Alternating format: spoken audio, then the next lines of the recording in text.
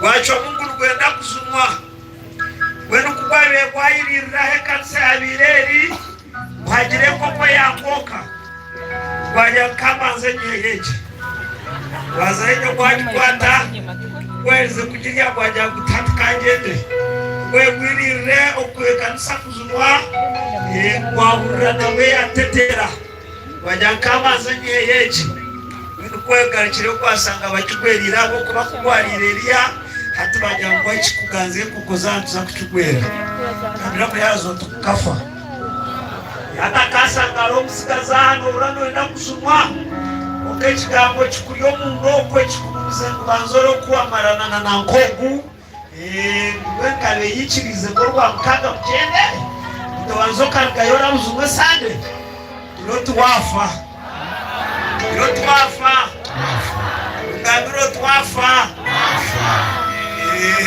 arundi kumanya ni mumanya bakamusanga gwire abayishemwe baburengirike yo mureberezi yatubura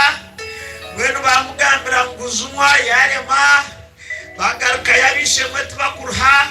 nabwe bamugambira nguzumwa nabwe yarema wena wirameze kashatu yagambira babire bamuriye hihi abarokore batayayire yo murundo kwa muheru abo kwa bagizire kwa magara ko muntu gariyo ngahwayo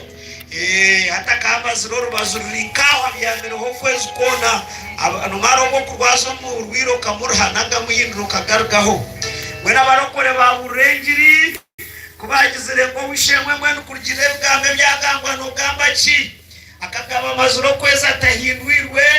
yamanya ngo hatabishemo biza mba kumugirire mbabazi wenu kwaze ngwano ndagamba cyo wishemwe yagira ati mugirire mbabazi ati nyo indugambira ni yaruna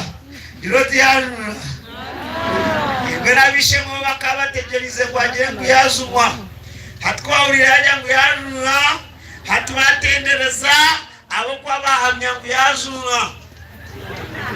kugambire cyabireho umuntu yafa kaga wirebero biro rumi rwagaruka yatuma mwahure atugende mugambiro mwahururiya munayegesa abantu ngo bagirwe mbabazi bagira abandi mbabazi atwuka